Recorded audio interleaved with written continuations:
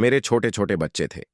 मुझे कोई नौकरी नहीं मिल रही थी, इसीलिए मैं मजबूर होकर मर्द का भेष बदलकर ड्राइवर की नौकरी करने लगी।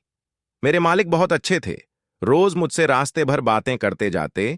जब एक दिन उन्होंने बातों बातों में मुझे बताया कि वह एक लड़की से प्यार करते हैं। मैंने कहा, यह तो बहुत अच्छी बात है। आप इतने जवान और खूबसूरत और अमीर हैं, आपसे तो कोई भी लड़की शादी करने को तैयार हो जाएगी। लेकिन मेरे कदमों तले से जमीन निकल गई जब उन्होंने मेरी ही तस्वीर, मेरा नाम सोमिया है, मैं अपने माँ बाप की इकलौती बेटी थी। मुझे पढ़ने लिखने का कोई खास शौक नहीं था, इसलिए 12वीं के बाद पढ़ाई को छोड़ दिया। मेरा ताल्लुक एक खाते पीते खानदान से था।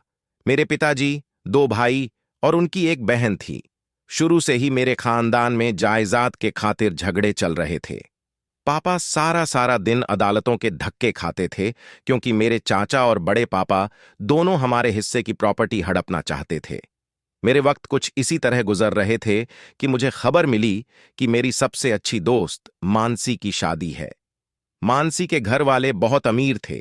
मानसी ने स्पेशल मुझे अपने हर फंक्शन में बुलाया था। मैं उसके मेहंदी के फंक्शन में गई तो घर आते वक्त काफी रात हो गई थी। रास्ते में एक तेज रफ्तार से गुजरती हुई गाड़ी मेरे पास रुकी और किसी ने मेरे मुंह पर कपड़ा रखा और मैं बेहोश हो गई। मेरी आंख खुली तो अपने आप को एक तहखाना में पाया, जहां पहले ही कुछ लड़कियां मौजूद थीं।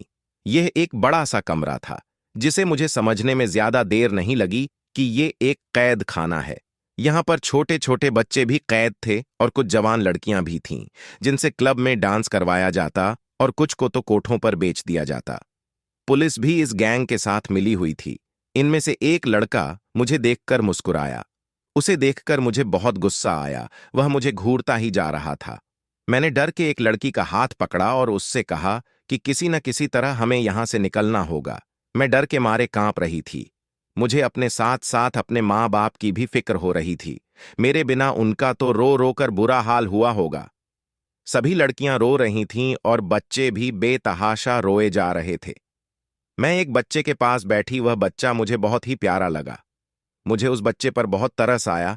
उसे देखकर लग रहा था कि वो गुस्से से जमीन को घूर रहा है और सोच रहा है कि जैसे तैसे मुझे यहां से निकलने का रास्ता मिल जाए।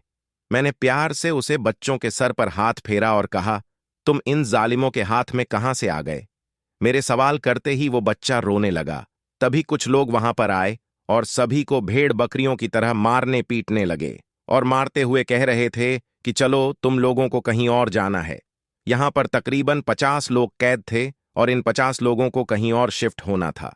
इस अंधेरे कैद खाने में सूरज को देखे बहुत दिन हो गए थे। कुछ पता नहीं था कि कब सुबह होती और कब शाम। यहां पर मौजूद कुछ लोगों से ड्रग सप्लाई का काम भी लिया जाने लगा। अब मुझे इस दिन का डर था, जिस दिन यह लोग मुझे भी इस घिनौने काम में लगवा देते। अक्सर हम जिन चीजों से डरते हैं, हमारे साथ वही होता है। अब ये लोग यहां पर मौजूद सभी लोगों को नशे का आदी कर रहे थे। एक दिन मुझे भी एक दूसरे कमरे में ले जाया गया। यहां पर मौजूद एक लड़के ने मुझे एक इंजेक्शन दिया। अब रोज यही होता और कब मैं इस नशे की आंधी हो गई मुझे पता नहीं चला। और जो लड़का इंजेक्शन देता, मैं उसके पास जाने लगी और उससे अपने मन की सारी बातें शेयर करती और खूब रोती कि यह हादसा होने के बाद मेरे माँ बाप जीते जी मर गए होंगे। पता नहीं लोगों ने मेरे माँ बाप को क्या क्या सुनाया होगा इस लड़के का, जिसका नाम रोहित था। मुझसे वादा किया कि एक ना एक दिन तुम्हें मैं यहां से निकलवा दूंगा। लेकिन इससे पहले किसी ने उस लड़के को पुलिस के हवाले कर दिया। कहते हैं खराब वक्त गुजर ही जाता है, लेकिन जिस पर गुजर रही हो उसे ही पता चलता है वक्त कैसे गुजरा। एक रोज हम लोगों की निगरानी पर जो शख्स रखा गया था, अचानक उसे चक्कर आया और वह गिरकर बेहोश हो गया। हम सब ने इस मौके का फायदा उठाया और वहां से निकलकर भाग गए। यकीन करिए कि उस दिन पता चला कि आजादी क्या होती है। अपनी जान सबको प्यारी होती है। हम सब अंधाधुंध भाग रहे थे।